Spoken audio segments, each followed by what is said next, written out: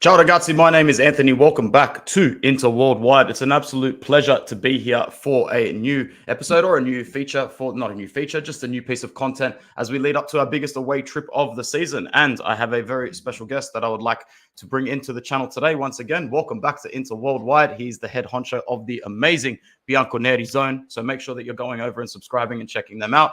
Welcome back, Ale. It's good to see you, my friend. Yeah, good to see you. It's been a while. Couldn't pick a better moment to another live show, I think. Brother, you're smiling a lot more than the last time we spoke. What's going on, man? One too many 1-0 wins. He's coerced you over, hasn't he?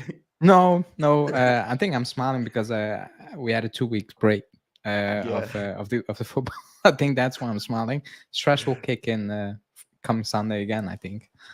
Oh, man, the stress will definitely be there. Thank you to the 11 people that are joining us right now. Let's see if we can get those numbers up to 30, 40 here today. That would be really, really nice. And thank you very much to our resident Batman for your donation. We really appreciate it. Well, it's 1 and 2. It's first and second. It's got the makings of an old school slugfest from now until the end of the season. And that's pretty much what we're going to dissect today. Thank you to some channel members coming into the house, such as Marvel Lawson and the Kerr Mafia. It's good to see you guys once again coming back in. Finally, Serie A is back, and we are back on this channel as well. So, as I said, please make sure you're following Ale and his fantastic work at the Bianconeri Zone. That's a cool trim on your channel, man. I might need to clean up my banner a little bit more because that looks really, really dope. So, great content, daily content, and everything that you need to know about those rivals up in Turin. If you're going to get the news from anybody, like I say, you don't need to go to the mainstream media. You don't need to go to the mainstream outlets. Go to your content creators and your fan channels. They are the best ones to go to all the time. Without further ado, this is what I was talking about. Ale, the last time we spoke, you were adamant that, you wouldn't have a horrible season by any stretch of the imagination. I remember speaking with you and saying you fully expect this side to finish second-ish, but to not look pretty as well. Well, yep. You're bang on point at the moment. You're absolutely bang on point. But I guess the mic's over to you. How has the season gone for you, especially maybe in the last 7 or 8 fixtures? You're coming off 5 wins off the bounce. So are we. We've both got the form. But over to you to talk about Juve in the last couple of months. It's going as I expected. Maybe not really. It wasn't a given, but this was my expectation. I predicted we will finish second. But I also said we need to be in a race, in a respectable race, not finish second and like last season or whatever, like finish 18 points off top. Like that's too much. It needs to be a proper race, like a respectable race until very deep into the season, because I know we don't have the best squad. I think you guys have the best squad in the league. So I get the quality isn't there unless what we discussed, and you guys will kind of, or Inzaghi will somehow turn into Inzaghi and will go on a streak during a month in the season where it kind of throws it away. Other than that, expectation is this, be close. I knew it wasn't going to be pretty. It's not pretty. And that's the frustrating part because although it's not the best squads we have had in the last, 12, 13 years, it's better than what we are putting out there on the pitch. And we're putting out there wins, performances. That I get that. I accept. I'll take any win. However, like individual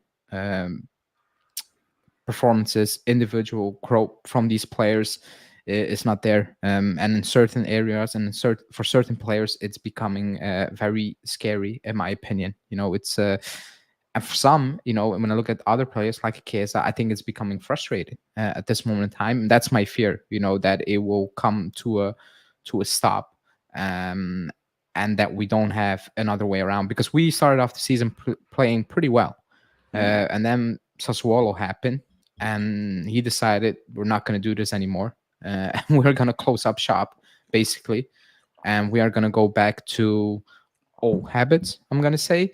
And the weird thing is the Sassuolo game, we didn't lose that game because we were playing, ultra offensive style of football. We lost that game because on the day, I think you saw the Chesney one, the Gatti one. Like it was that kind of day. It wasn't because we were playing an expensive brand of football and Sassuolo were cutting us every single moment on the break. It wasn't that. So that's it basically. I'll take any win.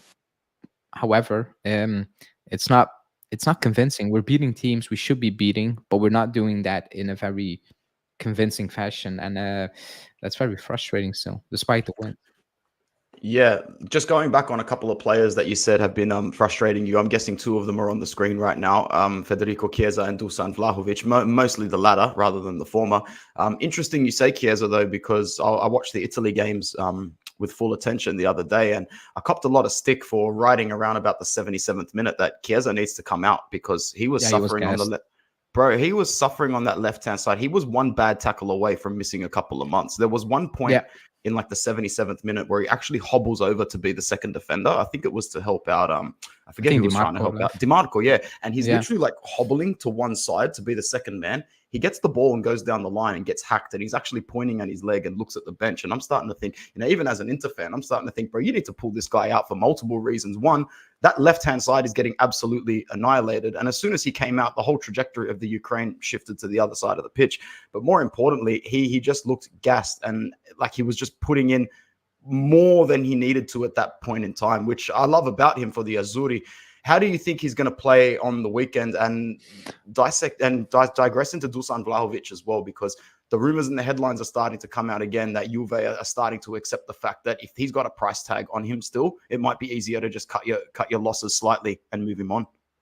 yeah. Like one of the two is gonna leave in the summer, and it's purely based on financial reasons. Like it's as simple as that. We tried it in the summer, we'll do it again. They're trying to extend this contract to spread out the wage. It's not Yeah. about we do not want to lose him or we want to keep him whatsoever. It's purely based on wages. Um, Kiesa's not a striker. Like it's just like I cannot put it in a any more simpler way. It's as easy as it gets. We can come out and say he's learning.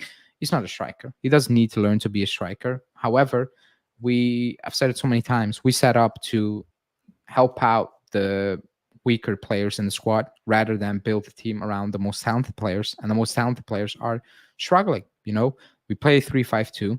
You cannot play him as a wing back. And as a forward, he's not as effective. And people might say, "Oh, but he's on the wing a lot." That's not gonna help because your takeaway, like it's gonna be overload on one wing, and the link up play is just gonna disappear. On top of that, he's playing with Kostic and Rabiot on his side. It's just not really going his way. The moment you have Cambiaso coming in and even Miretti dropping in a little bit in those positions, it looks different because you have actual footballers in that team. And with footballers, I mean players who are not one-dimensional. Kostic, it's sideline to sideline. For goal to goal. It's nothing special. And Rabiot is having stinker of a season. He slows down play. It's very tough for Chiesa at this moment in time. He's just a winger. I don't agree that he was shit against Ukraine. I don't agree with that. I Me thought either. I I thought thought he he was was great the same way he Culture was was Reno Zed saying. Yeah. he was very lively. And if you read the stats out from that game, take-ons completed, and you compare it to Juve, you couldn't believe what you just saw and what you read at that moment in time. And the last couple of games, he looks frustrated. Atalanta, the first touch in the opposition half in the second half came in the 75th minute, and he got absolutely smoked because he was on his own there.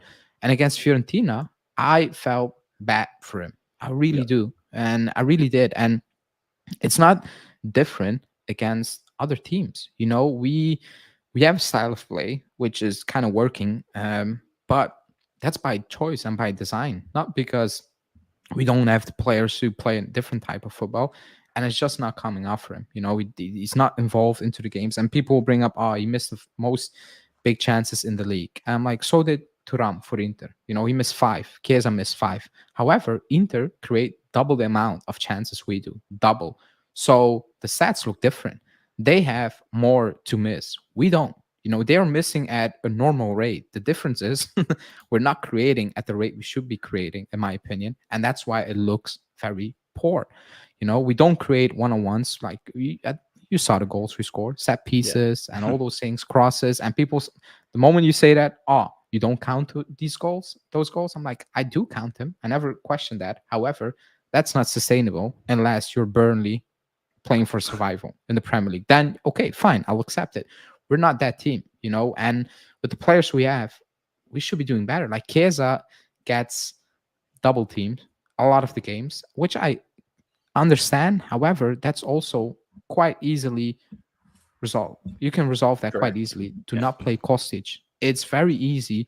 Like they just let Kostic go at this moment in time, because he will put in a cross, and yes, at times you'll pull it off, but it's easy to Mangmar Kostic. When Cambiasso comes in, it's different because he's a player who cuts inside, tries to link up, and Chiesa gets loose a little bit. And as of now, it's looking bad. I know a lot of people do like Chiesa. I like Chiesa, but it seems like he's playing with Elishan. It feels like he's very restricted, and he's not a forward. Like I'll keep saying it, he's not a forward. Just let him play, but that means he's gonna need to reshape everything. Like you cannot play a 3-5-2. You cannot play a 3-5-2, and that's the big issue because you're winning games now. He's not gonna change it mid-season. He's not gonna change it. And now it's basically easy to say, Chiesa, figure it out. You just need to figure it out now. But I don't think he's going to figure it out, if I'm being completely honest. I just don't see it. Same for Vlahovic. They haven't scored since September 16 and the 23rd of September. Those were their last goals. It's December in a couple of days. It's unbelievable. Like, and the worry part is they're still the top scorers of the team. So it's not a good situation, and my expectations for Sunday is not any different. I think they put in a good performance, but being dangerous, being in Inter's face, I don't think that's gonna happen at all. I just don't see it happening out of the blue at this moment in time. Because it would be out of nowhere if they actually show up big time. And it's not all on them. Like they do mess up certain things, but I think that comes with building in frustration. Not scoring goals. Not getting the opportunities, and then you start doing things just to force things at this moment in time. And let's see. But I'm becoming frustrated with it. So I would only imagine Chiesa and Vlahovic are as well at this moment in time. Yeah, fair call. Thank you very much, Hasta. Appreciate it, and appreciate anybody that's come in today from Ali's Bianconeri Zone to tune in. Pardon me, we've got 23 people with us right now, so make sure you like the video if you are enjoying it. That's his opinion. Is Tony Tepelovic the right man to replace Oliver Kahn at Bayern Munich? Bro, that's the first time I've ever been asked a Bayern Munich question on this channel, so that's fantastic. There's a really good channel called The Bayern View who does English-speaking Bayern Munich content. I strongly suggest you go over there and subscribe and check out his stuff because that's a great question for him. Sorry, man, I had no idea Oliver Kahn had even stepped down as president. So that's how much I know about Bayern Munich at the moment. Rather than I sit here and flap my gums at Inter, I'm going to just throw it over to my guest again to see if he's got any questions or anything specific for us. Otherwise, I'll just ramble on the same crap that I do when I put the camera in front of my face every day. So, Ale, yeah, you're really doing me a solid today, hogging the microphone at 7:30 in the morning here in Sydney. It's nice. So, whatever you want to ask me, go for it, bro. What I do want to ask, because you're top of the league, obviously. However, I don't feel you're playing your best football. So I'm not sure if I think that's scary for me, because you're still up there, and I think you still have some gears to go on to. Because from what I've seen, it's not okay. It's not as convincing as I thought it would be, if that makes sense. Even in results, you win kind of big. It still took more than I thought it would take. So do you think it's still not up to the max and you have some gears to go on? Because if that's the case, I don't think there's much of a title race, because I don't think we have any gears to go up ourselves. I said this a couple times throughout the season. When Inter look comfortable, they get careless. And that's the issue that I have at the moment, is that this team is sort of still coasting on a slight aura of arrogance that they achieved at a very, very delicate point in their career under Antonio Conte. And a lot of the big personalities in this team still are adjusting to the adaptation of going from really, really big players in a team to leading the squad. I'm talking about Toro. I'm talking about Barella. I'm talking about Bastoni. I'm talking about these players that, when they won the Scudetto a few seasons ago, were the younger players hitting their peak that just needed to turn out the results on the pitch. Well, now they're the leaders in the locker room. Now they're the personalities that face the media. Now they are the guys. So I feel like if there is a gear to go up again this year, it's going to come down to locker room leadership. It's going to come down to big personalities like the ones I mentioned and the other ones that are in the squad at the moment. Like I think it's very, very important to acknowledge players like Hakan Çalhanoğlu, like Denzel Dumfries, these players that sort of bring that stone cold mentality to a team and say, well, if we're not doing well, I'm not happy. If we're not winning, I'm not happy. And you can see it all over their faces. And this is what you want from a team that's going for top honors, to know that you can't be satisfied unless you get the result. So I guess in saying that, results have been good because we're first in the league. We've dropped 2 games. Ironically enough, Sassuolo dented our form the same way they did with you. And I think that we do have better football to play. However, with a fixture congestion and a very, very busy 2024, it's still up to this team and still up to these players to get themselves into that form. It's not just going to come because we've got the talent and we've got the fixtures to do it. It's going to require a very, very strong headspace, because I know it's a double-edged sword, but Max Allegri can gear your boys up for 1 game a week. He can gear you up for bloody Udinese. He can gear you up for Torino, for Genoa. You know, he's done that before. Inzaghi's doing a great job at balancing everything. We just finished match day 4 and we are through to the knockout stages of the Champions League. That achievement on its own also qualified us for the 2025 World Cup. So things behind the scenes are starting to look a lot better financially. I mean, we've been in the pits for a long time now, but we've cut our losses from 240 million 2.5 seasons ago to 82 million last season. And that's not factoring in the sales of Brozovic and Onana, which come on the books next season. So unless Inter were to bow out in the round of 16 and finish 4th, Inter's probably going to make a gain at the end of the season for the first time in a long time, or maybe a loss of like small digits. So that, combined with what the future sort of holds for us, I think that the worst part of our finances are over, contrary to what the media might say, because obviously we've still got debts and loans with Oaktree and whatnot. But I do feel as though we've turned a corner in that aspect. We have a sustainable model in which the directors behind the scenes are just basically adapting the entire Serie A model. You buy players, if their value goes up, you sell them and you pocket the profit, or you spend a little bit of it on other players refurbishing your team. This is an issue that Inter had for the last 2-3 years, where some of the other clubs may not have had it, but it's caught up in the last couple of seasons as well. This is no longer an Inter isolated issue.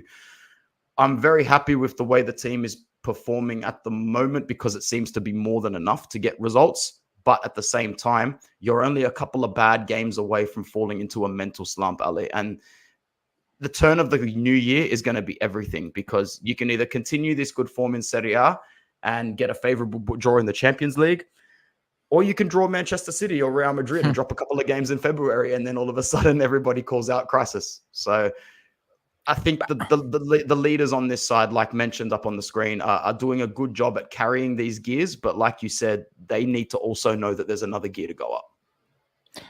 I do have that feeling, because like a player like Barella, I don't think he's playing particularly well this season, or I think he's a player who can offer still much more. That's one of those players. I think Lautaro is having a good season, obviously, but overall, when I watch you guys, I was not like disappointed, but I think like you have more in that team to offer, and that's maybe the scary part, you know. For us, the scary part is I don't think we have any gears to go up to, in terms of, if we play with this setup and this mindset, this is the gear. Like this is what it's going to be. And for us, this month, this week, and December is, well, it's massive. You know, if anyone really believes in a title push, it's going to be based on this month, because we play you guys, and we have Monza, Frosinone away from home, and we have we have Roma and Napoli at home. So until Christmas, it's big time. It's not Cagliari, it's not, name it, it's not those teams. No, it's real games. Not Verona, it's tough games. You know, even Monza, we lost there. Frosinone, like they're playing well. You know, it's a big test, and on top of that, we have many squad issues. Like playing once a week, like what's happening to the squad this year is just ridiculous at this point. You know, it's like self-inflicted, or players self-inflicting it, or just injuries. It's worrying, even with the one game a week. You know, because I saw Marotta pushing it to be an advantage. It is an advantage. However, like we're missing so many players, and I don't think it's really an advantage, especially if we are not seeing it on the pitch. I don't see what we do in training. The only advantage is it's rest. Like that's the advantage. I don't think we're working on it on anything besides being extremely disciplined. And I always knew we could do that. We sit back so deep, and yeah, if the players believe in it, you can pull it off. Mm. However, like this month is big. Yeah, you guys can be out of sight after this month. I don't know who you play in December, but I know our schedule, and it's not an easy schedule. So Mm. I think this game on Sunday, it's not win or like if we win it, we're not the favorites. Like we're not the favorites. So I don't think if we win it, everybody will be like, oh, now it's Juve's one to lose. However, if we lose it, I think the people who are already saying, okay, it's Inter are going to be like, okay, now it's going to be Inter, like on the long, throughout 38 games or how many games, 50, 25 games after this one, I After think. this one, yeah. Yeah, it's going to be Inter. Like they're not, maybe not run away with it, but like they're going to get it over the line. If you look at Milan, they're struggling. If you look at Napoli, it's still like, I don't know what Napoli are doing at this point. I have no idea what that was all about. By the We, time they get their shit together as well, the Napoli and the Milans, I just think it's going to take too long for them to I get agree. it back together. You know what I mean? Yeah. By then they'll just be too far away. I agree with that. It's a big game for us on Sunday. I said it's our biggest game, obviously, of the season, but it's our biggest game of the last 3 seasons. Okay. Because we've never been in this position over the course of last. It's early. It's November or December almost. I get it, but still, it's Juve Inter. But for this one time in the league in the last 3 years, it has a big meaning. It's Yeah. meaningful. It's Yeah. really, really meaningful. It's not just Juve Inter. It's Juve Inter, but it's top of the league. Everybody's gonna watch. Not maybe the last couple of seasons. Non Serie A fans are not really gonna tune in. You were second, we were fourth, or like whatever. It wasn't really. Now it's big. It's massive, and I'm excited for it, Mm. but also a bit worried in the same time. Confident always. But it means big time. Even I don't think we're gonna win it. However, if we win on Sunday in a manner where I'm like, okay, they can actually do it, then maybe I'm like, okay, let's see how we go by in December. Let's see what happens in January, because we're gonna sign players because we have absolutely no choice at this moment in time. Then maybe, who knows? Maybe Inter get a favorable draw in the Champions League. I don't know who's in it. Maybe they get. I'm gonna make it up. Dynamo Kiev. They're probably not in it. They're probably not in it, and they go around further. I'm like, maybe, who knows? Maybe we can sustain this until delayed end. But Sunday is going to tell me personally a lot. Maybe fans who are going overboard now, Juve fans, maybe they will Mm. get a reality check on Sunday, because it's good to scrape wins against Cagliari and Verona, like name it. It's different playing the best team in the league at this moment in time. So a lot of things are on the line on Sunday. I don't think our title hopes are on the line, Mm. or yours for that extent. Yeah. I think we will learn from both squads. If you lose, I think you will be like, okay, man, come on. Year 3 of Inzaghi. I think it's year 3 of Inzaghi. Yeah. I think you are expecting to win. You need to win this game. And put in a statement. Basically, good. You're having fun towards us. 1 point off, but you know what? It's not going to happen this season. I think that's the mindset going into the game for you. I think the pressure is more on Inter. I don't want to be an Allegri. Oh yeah, definitely. I don't want to say, the pressure is on Inter. I think the pressure is more on Inter because it's year 3, and Inzaghi had those, errors throughout the season where he kind of threw it away. I think the pressure and the spotlight is big time on Inter because they're the favorites to win it. They're favorites in the game, not by a mile, but like they will be the favorites. And the pressure will be on Inzaghi to pull out this game. And I think Allegri will play that card tomorrow, Saturday in the presser as well. He will play it big time. And I agree that you're guys a favorite. but it's Juve Inter. Like I've seen Juve Inter's from. We were just back from Serie B, and we played a very good. And when you look at our team, you're like, "Huh, that's just not gonna happen, right?" But we put in a performance because of that's the game. That's what The I'm magnitude expecting. of the game. Yeah. Yeah, like I'm expecting from everybody just 100% effort, and then let's see how it will go. But as of now, good. But this time it's real. Now it's real on Sunday. Yeah, of course. We do have a tough week coming up. Obviously, we've got 3 away trips: one to Turin, one to Portugal, and one to Naples. Which is why that qualification on match day 4, like Yeah, I that's could big. not stress it enough. In the match day preview, when Benfica slipped on match day 3, and I realized that we were only, I think, a +2 or a +3 away from qualification, I said that this game is now contextual to the entire season. This is not a Champions League game. This is a season 23-24 game now, because you qualify on match day 4, you're allowed to reset your structure for the domestic league. So it was very important to get that. Thank you to the 32 people that are with us right now. We got 30 today, which was very, very nice. Yeah, no, I will definitely agree with what you said, because I remember going live with Alberto last season, and we both agreed that there was very minimal feel to the fixture for a few reasons. One, Napoli had already run away with it by the second game that we played each other, and that was when Alberto and I teed up. Secondly, you guys were being dragged through court once again, and third, we were going through basically a season dip where there was definitely talk of Inzaghi being moved on, and then the resurgence in the Champions League happened out of absolutely nowhere. So the whole Inter-Juve thing had to take the back seat last season, and that's why it was just us versus you last season. But now everything is back in context. It's first versus second. It's like you said, if either team loses the game, the title race is not over. I'm going to say especially for us. Like, you can't just, even if you go to Turin and come away with nothing as Inter, you can't go away only -1 thinking that the season is now dented, because -1 is nothing. But at the end of the day, the mental capacity of not winning that game, the mental capacity of losing that game would be horrible, because at the very least, you need to come away with a share of the spoils just to keep the mood up. Going back to another couple of comments, because we did have a nice little chat. Thank you, Ale. A couple of Barca. That was a Barca fan in here, which is very, very nice. Thank you so much. Dude, with Barcelona, mate, I got to say, you got to go check out your own finances as well, bud, because it's looking absolutely bleak for you guys. They're selling at the their moment. own grass, so I think you're selling your own grass.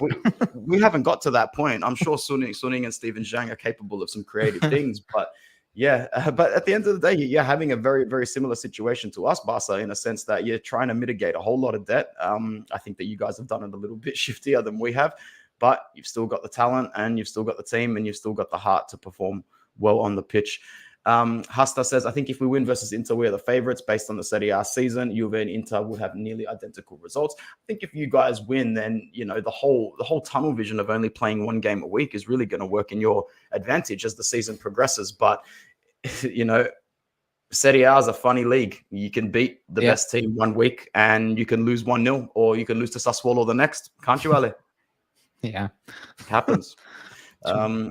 Ian Kerr, can you gift me a membership? I have no idea what that is, gifting a membership. Ian Kerr is one of my biggest supporters, so I don't want Ian Kerr gifting anything to anyone. But if you can tell me what gifting a membership is in the comments, I'll definitely gift you one, bro. That's not a problem for me. I don't think we're going to win, but if we do, I get drunk. Shout out, Reno. I don't think I'll be able to have a drink after the game. It finishes at 8:45 on a Monday morning, and I have a complex case meeting for a student at 9 a.m. So it's always good. It's always good to have those distractions sometimes, Ale. I've had multiple times where I've just been too busy at work on a Monday to be able to follow a game in Sydney, and sometimes it's a lot better, bro, than that tuning in and going through every millisecond and every bit of emotion. All right, that's pretty much it for the background stuff. Let's talk a little bit more specifically about this fixture. Nice to see you as well, Amy. 10 wins to 9, 54% possession to 49. A few more shots. A few more shots for us. Shocked. A few more goals for us. We've got an expected goals of 5 more, just about 5 more than you. You guys have won more duels on the pitch tackles wise as well. So your style of play versus our style of play is going to be very interesting to see how the managers set this up. And I think it's really going to come down to small glitches in the game and who's really focusing and paying attention, maybe in the midfield as well. How do you expect this game going from a tactical point of view from Um, Allegri and then a little bit on Inzaghi, and then I'll flip the lid? I I think we're gonna go for it the first 15 minutes with the crowd. Yeah. I think we're just gonna push, because if we get that early goal, this team is very capable just to see it out. At this moment in time, they're very capable to see it out. Even better at away from home, in my opinion. But in general, I think they're very capable of seeing it out. I think they will go for it. The first 15 minutes, I think, will be very intense.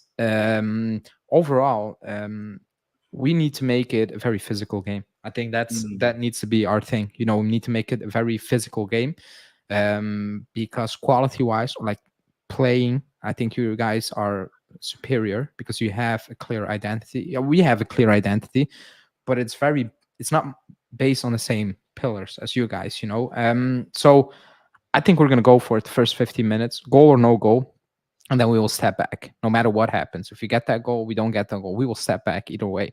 You know, we will defend that lead or we will sit back and wait on that one chance, even if it comes in minute 80, and they will probably put it away because that's what's happening in the last couple of weeks.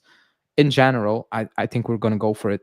Result, like, lineup wise, I have no idea at this moment in time. You know, it's especially that midfield. It's a puzzle at this moment. Like I couldn't say he was going to play. I know they're still holding on for Locatelli to play. He's not going to play. There's absolutely no chance you can put him out there because I'd rather miss him for one game than 3-4 games. Like there's no. Yes, we need Locatelli, but like there's no need to risk him at this moment in time, and that's where the issues kind of start because Miretti's not fit 100%. McKennie's not 100% ready. However, they're gonna need to play. There's no choice, and that's my fear a little bit. That midfield. If we lose that midfield battle, it could be a very long night. You know, because Rabiot, McKennie, Miretti, like they're not physical players. They're not those type of players, especially not Miretti, you know, and even Rabiot this season. I think he's very soft. He's very anonymous.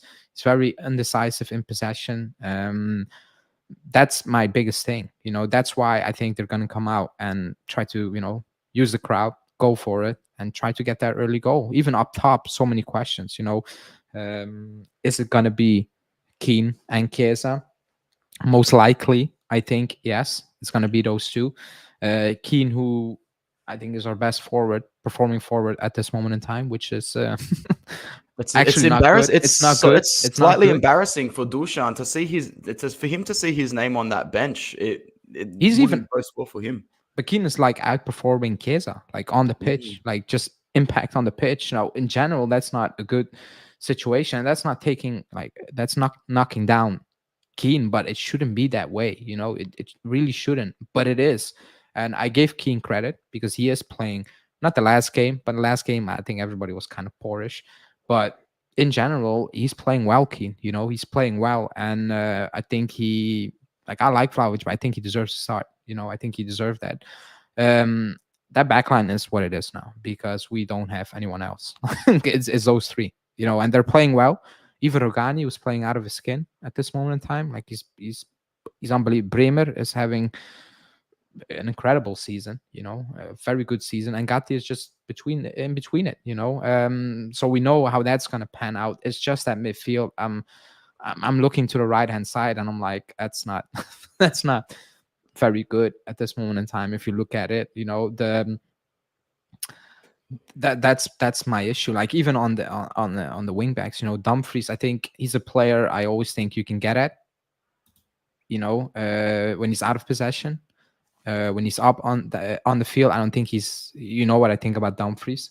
However, you know, when Kostic and Cambiaso, it's not that it's. How do you want to say that? It's not that we have a type of player out there that's going to take full advantage of it. You know, so my biggest fear for you guys is the form Lautaro is on, and even Thuram to that extent. You know, that's my biggest fear. You can flip it and you can say, you know what, you're very solid at the back, which I do agree. But in general, that midfield is the big concern. With Locatelli, Miretti, and McKennie not being 100%, it's a big ask, even to go full 90 minutes. Because if you look at our bench, he's going to make very weird decision. He's going to play Nicolucci out of nowhere, or he's going to shoehorn Junior into a Mezzala role, or maybe drop Yildiz in, and that's not ideal because Junior and Yildiz shouldn't be playing in those positions, and that's where I'm very scared. And that's why I think he's going to go out there for in the first 15 minutes to get that goal and try to see it out. I really think that's the game plan on Sunday. I'm not sure. I'm expecting Inter to also go for it. I don't think. Oh yeah. If they watch us play, I don't think they have any reason to sit back. Because there's no need to sit back against us. Like Cagliari had a goal in the first half. Verona tried to have a goal that kind of didn't really end well because they have very extremely poor quality in that team, in my opinion. But I think Inter is going to go for it as well. Like, it could be a very open game if it goes the way I think in the first opening minutes, and after that it will just give the ball to Inter and we will figure it out down the line. But if you look at those lineups, I think you can see where the issue is for us at this moment in time. Yeah, we've got our formations up on the screen. They're at least the predicted ones. They're always subject to change. We don't have too many players unavailable. I've heard that Arnautovic and Cuadrado should be good enough to make the bench. I wouldn't let Cuadrado anywhere near this pitch for $1 million. Did he he didn't play really much this season, right? I think he's come on twice or three times as a substitute now before doing his injury. And yeah, he's only going to have to come on when we need him, but definitely not for this game. I wouldn't trust him at all, to be honest, anywhere near that pitch. The only really noticeable one missing for us at the moment is Bastoni, who went home from international duty early. But at the moment, if I'm allowed to say it, he's had more average games than great games this season. And it's concerning that a player like Francesco Acerbi can do a borderline better job than him at the moment. Obviously, in an ideal scenario, we'd have Acerbi in the middle with Bastoni and Benji Pavard on there as well. But no one's really complaining about Matteo Darmian being on the pitch anywhere at the moment. I mean, he's playing good. He's just going to do a job for you, no matter what. So playing him there at the right centre-back position, being able to unleash Denzel Dumfries a little bit better. It's why you've seen Dumfries get so high up the pitch multiple times this season. And he's really almost playing as a right wing forward a lot of the time as well. And his ability to link up with the middle of the box and play those, watch out for his low crosses, man. He's starting to become a lot more accurate with his crosses, which is something that was really void of his of his Arsenal and his repertoire when he first came into the club.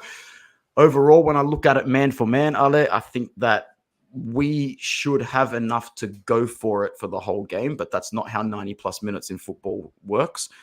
I would really like to see some rotation around the hour mark. I think Fratesi needs more minutes than he's been getting, but I'm one of the Inter fans that still advocates for Henrik Mkhitaryan because I look at it purely from a tactical point of view, and I think that he's just the way Mkhitaryan plays, progressing that ball forward, being able to connect midfield to attack. It's just always been something he's done, whether it's Dortmund, Arsenal, or Manchester United. I say he's one of those players that doesn't actually have a position on the pitch. If he can be opportunistic anywhere floating from coast to coast and in the central attacking midfielder role, that's exactly what he'll do. He's very dangerous. He's very underrated, and I think defenders lack the perception to pick him up and underestimate him a little bit as well. And more often than not, if you give him a sniff, he's going to take it because he can score goals and he can provide assists. I sung some praises for Hakan as well earlier in the show, and I think that he will have another good game again because he's sort of hell-bent on succeeding here, just to shove it in his Milanisti rivals' faces as well. But we'll see how he goes in this game. And yes, we've got the English translation on the screen. That's why Nicolo Stretcher is starting. If Bastoni was on the screen, you'd see him labeled as Sticks as well. Ladder speaks for itself. We had a draw. Sorry, I thought we were coming off the back of 5 wins. Maybe the last website I saw factored in the Champions League as well. But it's hard to look at both of our teams' starts to the season and be overall disappointed. This is a results-based industry that we're in. And so far, the results sort of speak for themselves. Let's do a prediction of the game, a quick, fun score prediction, and then we'll go over to the ladder to just chat a little bit of Serie A before we finish up. So I'm going to give it over to you first. What's your prediction? And for a little bit of a fun add-on, who do you think can score the goals? Um, I think we're gonna win 1-0. I think we're just gonna edge it. I think it's gonna be a slugfest. I think we're gonna win it. The goal scorer, I have absolutely no idea at this moment in time. Like, it's probably gonna be a player you won't expect to score. It's probably gonna be one of those. Maybe McKennie will get his first goal. I think it will be something like that. I do think we're gonna win it, because we need it. We need it badly. We need this one so badly, for obvious reasons. As Juve Inter, you don't want to lose, but just for what it means for the season, our progress, whatever, name it. I think we need this one badly, and I think they will deliver in terms of they will bring that result or to keep that result home. So I'm gonna go 1-0, and I have no idea who's gonna score at this moment. It would be easy to say Vlahovic or Chiesa, but it's not that easy at this moment in time. So I'm gonna go win for us. I can't go past a 1-0 or a 0-0. I don't see this as an end-to-end. I don't see it as a lot of goals. I just see it very cagey. My PTSD, which is heavy when it comes to this fixture, does say 1-0 to Juve, but it wouldn't surprise me to see us win the game 1-0 from a Lautaro goal or even a penalty as well. I know that Inter seem to be reaping the benefits of penalties this season, but like I say to every fan in every league in the world, if you put the ball in the box as often as we do and play as often as we do, it's literally the most obvious logistical outcome. You want more penalties, get the goddamn ball in the box and get creative. It's as simple as that. It's a grade A tactic of the sport and has been for a century now. And now that we've got technology, play smarter, not harder. That's what I always say, man. Conserve your energy and get the result by any means necessary. Forza Inter says 2-0 to Inter. I don't think the team's going to win it by 2 goals. I think it's going to be cagey, and I think the hearts are going to be absolutely out of the chest by the end of the game. Just quickly, so we can finish off a little bit of a look at the rest. Milan and Napoli, you can't be happy with dropping 5 fixtures and 6 fixtures at this point in the season. So when you look at Napoli, they've only won 50% of their games this season, and a club that wins 50% of their opening 12 games never goes on to win the league title, especially in Serie A. I'll repeat that. Never have I seen. What's the biggest points comeback I've seen for a title run? I think we did it in 2015. I think. I don't know how you guys started piss poor. I remember I think we were 12, 13 points off the league. That was all in like the first 8 or 9 games as well. Yeah, we lost like everything. Like we lost almost like we won 2, like lost 3 or something, and drew the rest, and then we lost to Sassuolo, and then we went on to like 19 or 18 game winning streak. That was ridiculous. That's not gonna happen again for any team. I think that's just one of those, like 10 points off top. I think that's too much already. It's early, but like something crazy needs to happen. Do you think that one or both of these Roman sides are going to miss European football altogether? Altogether. I don't know. 7th place could be Conference League. Yeah, 7th is Conference League. I'm going to say that possibility is there because I don't rate any of those teams. If I'm being honest, I don't like at the start of the season, I said they're not good teams. They're just not. I don't think coaching is what it should be. I don't think the team is what it should be. But potentially, like 7. Like you need to have a very poor season not to finish top 7. I think. Yeah, I'd agree. I'm just looking at Bologna and Monza, but they're coasting on their vibes still, and their vibes might actually be enough to get them over a team like Lazio and Roma, because you got to think players who are playing for Lazio and Roma, once the expectations have gotten away for them, lackluster. the same way for Inter when we started in January last season by beating Napoli, and we closed the gap to I think 6 or 7. The gap was 10, and we closed it to 6 or 7. On the gap was 9, and we closed it to 6 or 7. Everyone was like, "Here we go. We've actually got a title race this season." Negative. And then as soon as it went away from us in the next fixture, it would have been against either could have been Bologna or Empoli. I'm not too sure. That was it. We just played trash in every Serie A game after that, because contextual to our expectations of winning the league, that was no longer an option. And the team would have just much rather rested and ground out an opportunity to make top 4 than make sure that they won all their remaining fixtures. Not that it would have made a difference, but it's easy to see teams relinquishing their care factor if their expectations are gone. And that's what's going to happen with Roma and Lazio when they mathematically lose sight of fourth position. As soon as Roma and Lazio mathematically start to lose from fourth, I expect them to drop copious amounts of points towards the back end of the season because their care factor is just going to be very, very minimal. That's it. Yeah, I was going to put another element into the show, but we'll have to leave that for next time because I've got to start getting ready for work, man. But that was really, really enjoyable. Anything that you wanted to touch on or anything you wanted to speak about before we head off? No.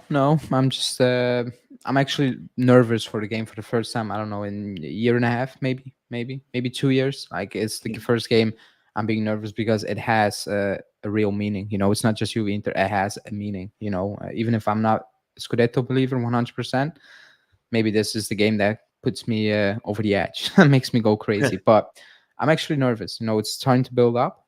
But I'm actually looking forward to it. That's also an issue. I wasn't really looking forward to watching games. I was just cruise control. But now I'm looking forward to it. I really am. That's great. Guys, please make sure you're heading over to Ale's channel, the Bianconeri Zone, and subscribing over there.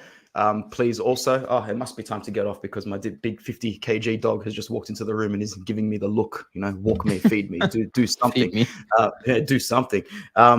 Also, if anybody wants to catch me again today in about 6 hours time, 3 p.m. Australian time, I think it might be 8 p.m. or 9 p.m. in the other time zone, I'll be a guest on Alberto's All Juve cast today. So if anybody wants to catch another discussion, I'll be heading over to Enemy Trenches today for another good conversation. Thank you so much, Ale. Always an absolute pleasure to have you on here. And I look forward to hearing your thoughts and your reaction after the game. Same. Thanks for having me. Anytime. All right, guys. Thanks for everybody that joined in the chat. We'll be back after the big Derby d'Italia. Ciao.